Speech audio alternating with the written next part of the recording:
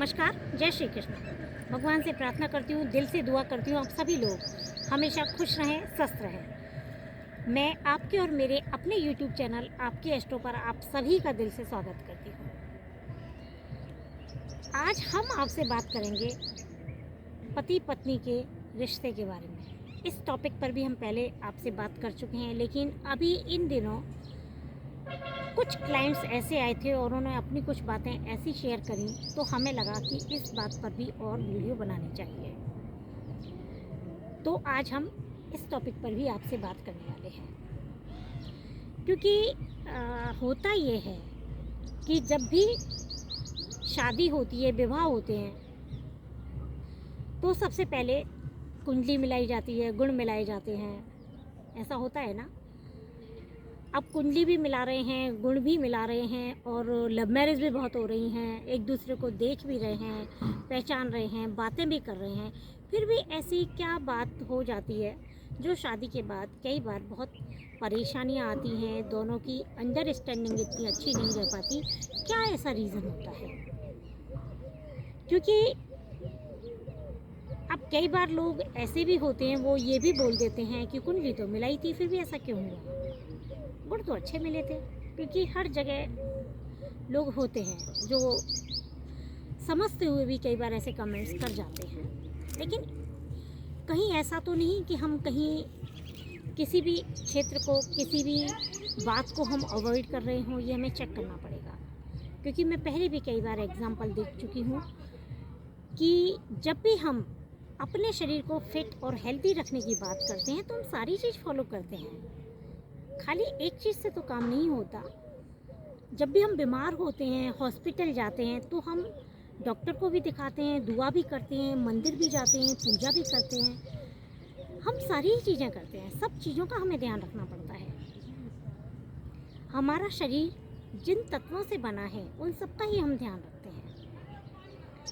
तो हम सबसे पहले तो ये कहेंगे कि आप पहले एक बार ये चेक करें कि आपका बेडरूम जो है वो किस दिशा में है, आपका जो शयन कक्ष है वो किस जगह है। क्योंकि बेडरूम घर के दक्षिण पश्चिम कॉर्नर में होना चाहिए। मैंने पहले भी आपको बताया, ये जो दिशा होती है वो स्टेबिलिटी की होती है। तो यहाँ जब हस्बैंड वाइफ का बेडरूम होगा तो रिजल्ट बहुत अच्छे देखने को मिलेंगे।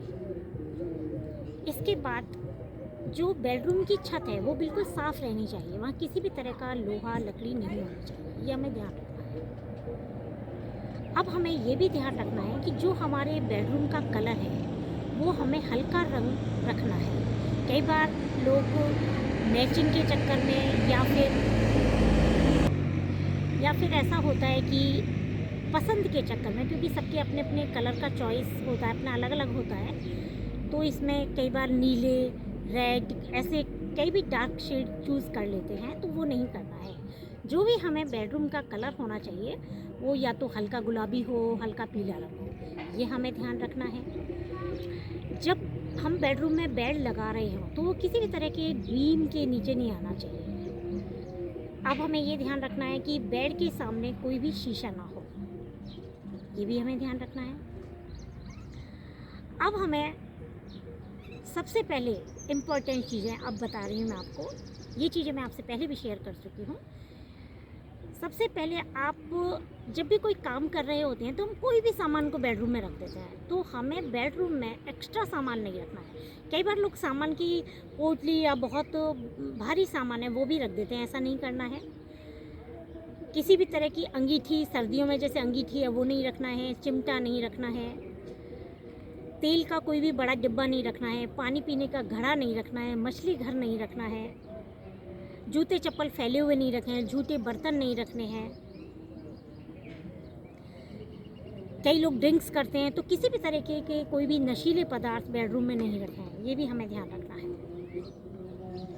अब बेडरूम में कई बार लोग पिक्चर्स लगा देते हैं, कबूतर की, बाज की या किसी भी तरह के जानवर की, वो नहीं लगानी है। बेडरूम में हम यदि पिक्चर्स की बात करते हैं तो हम राधा कृष्ण की फ़ोटो लगा सकते हैं, बच्चे का हंसते हुए का फ़ोटो हम लगा सकते हैं, गुलाब के फूलों के जोड़ों का हम फ़ोटो लगा सकते हैं। इस तरीके से हम अपने बेडरूम को डेकोरेट कर सकते हैं। अब हमें ये भी ध्यान रखना है कि जो हमारे बेड की चादर हो वो भी लाइट कलर की हम यूज़ करें और उसे भी हम बेड को ऑर्गेनाइज करके रखें। बेड के जो बॉक्स हैं उनके अंदर हम किसी भी तरह की क्रॉकरी, जूते, चप्पल, ये सब हमें सामान नहीं रखना है, बर्तन ये नहीं रखने हैं। और हमें अपना डोरमेट जो भी हम लगा के रख रहे हैं वो भी हमें बिल्कुल साफ़ रखना है, पिलो कवर हमें साफ़ रखने हैं। और यदि आप लोगों के गुरु कुंडली में बहुत अच्छी स्थिति में है तो आप अपने बेड पे हल्दी आप रख सकते हैं, ये भी रखना आपके लिए शुभ रहने वाला है। तो इस तरीके से जब हम बेडरूम को ऑर्गेनाइज करके रखेंगे तो जो हस्बैंड वाइफ के रिश्ते हैं उनमें प्यार और नज़दीकी बनी रहेगी। अब हम और भी हस्बैंड वाइफ के रिश्तों के लिए आपसे और भी टिप्स शेयर करेंगे, लेकिन अभी वीडियो काफ़ी लंबा हो जाएगा, तो अगली वीडियो में फिर और भी नई जानकारियाँ देंगे। तो अगली वीडियो में फिर आपसे बात करते हैं। तब तक के लिए दोस्तों नमस्कार, जय श्री कृष्णा।